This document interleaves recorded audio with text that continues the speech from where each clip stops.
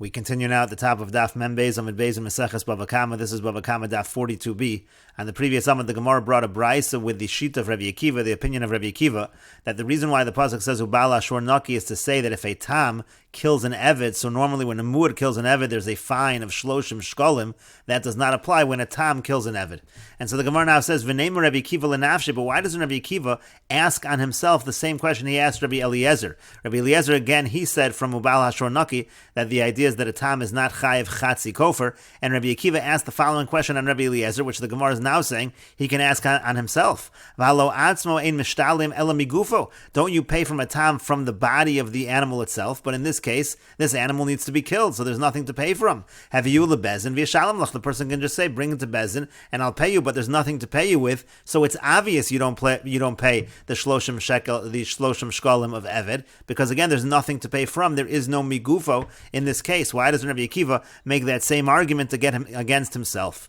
And the Gemara says, Amar Rav Shmuel bar Rav Yitzchak. Rav Shmuel bar Rav Yitzchak answers. He says, "Keshekadam ba'olav v'shachtu." The case over here is that before the animal had a chance to be stoned, the owner went ahead and shechted the animal, gave it a proper shechita. In such a situation, you might have thought that you do pay from the animal. That's why we need the pasuk ubal ashor naki to say that you don't pay the fine that applies to a situation where the shor kills an eved.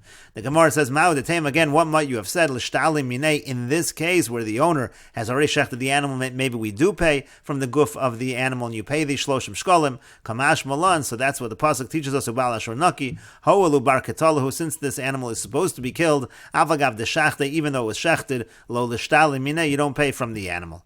And the Gemara says, well, if that's the answer that Rabbi Akiva can give to this question, so if so, Rabbi Eliezer nami. Why don't we just give the same answer for Rabbi Eliezer? Why is Rabbi Akiva asking on Rabbi Eliezer? He says, why do we need the pasuk ubal ashor naki to say that there's no chatzi kofer? Don't you pay me gufo? There's nothing to pay from. Give the same answer. Just say no, it's not so obvious, because we're talking about where it's been shechted before it had a chance to be stoned, and therefore maybe you would pay from the animal, and that's why Rabbi Eliezer needs ubal hashor naki. And the Gemara responds, Hachanami, indeed that is the case, meaning Rabbi Eliezer could have given this answer to Rabbi Akiva's question. However, V'savar, but Rabbi Akiva thought, Dilma islay taima acharino da'adif mehai. Maybe Rabbi Eliezer has an even better answer, V'neimale, and he'll tell him the better answer, and indeed that's exactly what happened. And the Gemara says, Rabbi Eliezer nami, but Rabbi Eliezer also, Lishni leisha kadam v'shachta. Why did he give the other answer, which we'll see in a moment? Why not give this answer? Say the case is where the animal was already shechted before it was stoned. That's why I might think you pay chatzi kofer, and that's what we need bal ashor naki for. And the Gemara responds to this, Amar Lach, that Rabbi Eliezer will say to you, Hasamhu deniskavin laharoges habehema v'harages ha'adam. This was the answer Rabbi Eliezer actually gave over there in a scenario where the animal wanted to kill a person and ended up killing a man.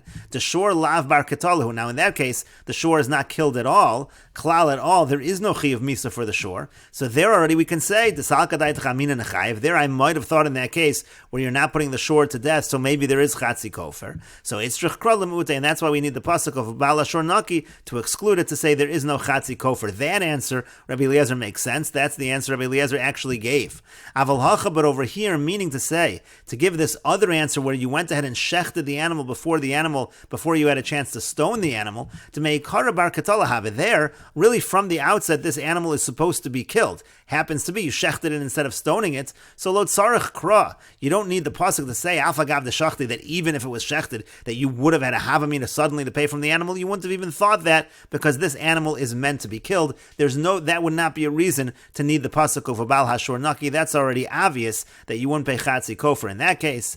And the Gemara says, Rabbi Akiva nami. Well, if that's the case, we're back to the question on Rabbi Akiva. Vadai hachiyavid. The Gemara says, certainly that is the case. This is not a good answer. So we're back to our question on Rabbi Akiva. Why doesn't he ask on himself the same question that he asked on Rabbi Eliezer? In other words, why is he saying ubal hashor naki excludes from paying the shloshim shkolim by eved? It should be obvious it's excluded, because the shor is supposed to be killed, and since the shor is supposed to be killed, there's nothing to pay from when we're talking about a tam. And so finally the Gemara says, Elo Amar Ravasi, rather Ravasi says, Hai milsa mipi de gavra Rabba Shmile. I heard this from a great person, Umanu Rabbi Yossi Rabbi Chanina. And who is the great person I heard it from? It was Rabbi Yossi Rabbi Chanina, Sal Kadaita Chamina, that one might have thought, Hoil v'yamar Rabbi Akiva, Aftam shechaval b'yad mishalim b'moser nezek shalim. Rabbi Akiva happens to say, he holds, that when a tam wounds a person, you don't pay chatzi nezek. You actually pay nezek shalim. You actually pay the full nezek shalim. So mishtalim nami d'mei eved mei aliyah. So then I might have thought that you have to pay for the eved, and you don't pay it from the animal itself. itself. Maybe you pay it from the person's best property. There actually is a havamina within Rabbi Akiva that you don't pay from the animal, and that's why Kasav Rachmana Balashor Naki. That's why the pasuk says Balashor Naki, in order to say that no, you don't pay that shloshim shkalim that generally applies to an eved that is killed.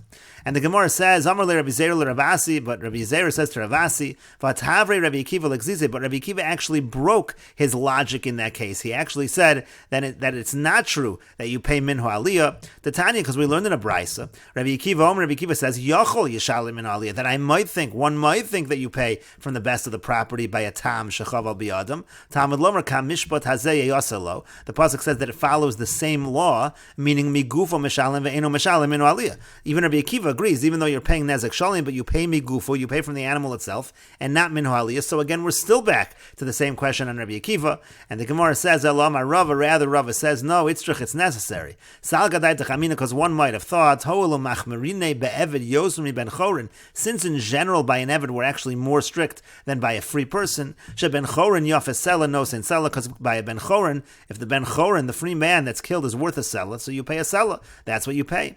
But shloshim nos and shloshim, and if the free man is worth, let's say, 30 sela, so you pay 30 sela.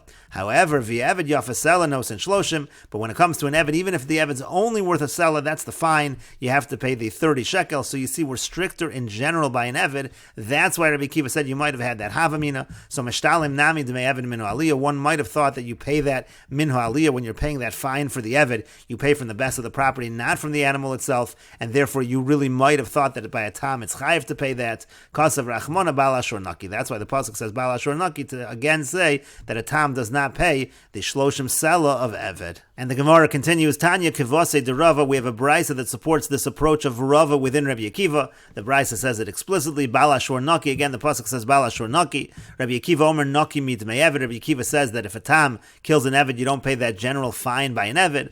V'halodinu, and isn't it a kal v'chomer hoel v'chayiv eved v'chayiv ben chorin? If you're chayiv to pay when the animal kills an eved, you're also chayiv to pay when it kills a free man. Again, you pay that kofar payment. Ma'kesh chayiv ben chorin chilakta bo ben tam lamua. Just like by ben chorin, we do make a distinction between a tam and a muad. There's no kofar, there's no chatzi kofar by a tam. Afke shechai be'eved nechlik bo ben tam lemuad. Also, when it comes to an eved, we should obviously make this distinction between a tam and a muad. V'od kal v'chomer, and further we make the following kal v'chomer: ma ben chorin shenosin kol sha'avyov chilakta bo ben tam lemuad. When it comes to ben chorin, you pay the full value of the ben chorin, and we make a distinction between a tam and a muad. Eved sheino nosin ela shloshim. When it comes to an eved where you only pay 30, eino din shenachlik bo ben tam lemuad. Isn't it logical to make a distinction between a tam and muad and say potter? Lo machmerini beved yosmi ben chorin. However, the brisa then responds with exactly what Rava said. On the other hand, you can argue, aren't we more strict by an eved than a ben chorin? She ben chorin yafas sela nos in sela, because if the ben chorin is only worth a sela, you only pay a sela. Shloshim nos in shloshim. If the ben chorin is worth 30, then you pay 30.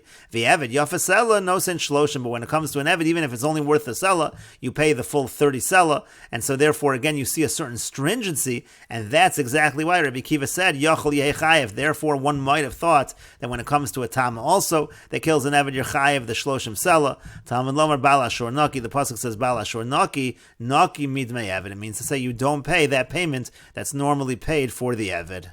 And the Gemara continues at the two dots. Tanu Rabbon, and the rabbis taught vehemis isha isha. It's talking about a muad that kills a man or a woman. We say there's a payment of kofar, as we said, and the animal is killed. Rabbi Akiva says v'chima bozel lamdeinu. What is this pasuk coming to teach us? Im l'chayev al hoisha keish. If the point of the pasuk is to say that you're chayev whether a woman is killed, just like if a man is killed, harei kvar nemar kigach shor es isha. Es isha already says in the pasuk that if a shor gores a man or a woman, that the halachas are the same.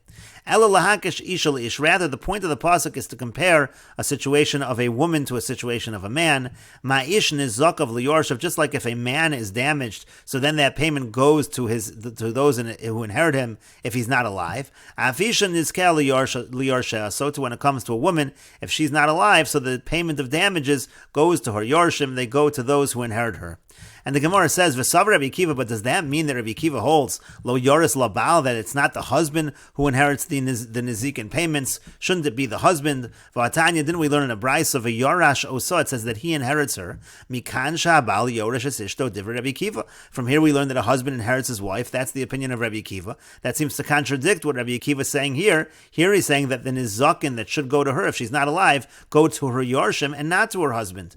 And the Gemara says, Amar Reish Lakish says, Lo Amar Ela B'Kofer. This halacha that the payment goes to her Yorshim doesn't apply by all damages. Damages in general actually would go to her husband. But by the Kofer payment, Hoel Vein Mishtalim Ela Lachar Misa, that Kofer payment, it's only paid after she actually dies. There's only a chiyuv to pay Kofer after the person dies.